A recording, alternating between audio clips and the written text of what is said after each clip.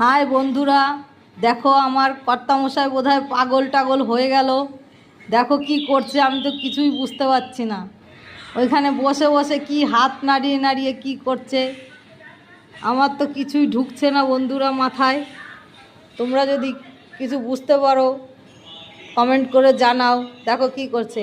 আচ্ছা তোমরা দেখতে চাও, চলো দেখে আসি। দেখো কি করছে। তো ফোন চালাচ্ছে, হাতের ইশারায় ফোন চালাচ্ছে। এটা কি করে সম্ভব? দেখো বন্ধুরা।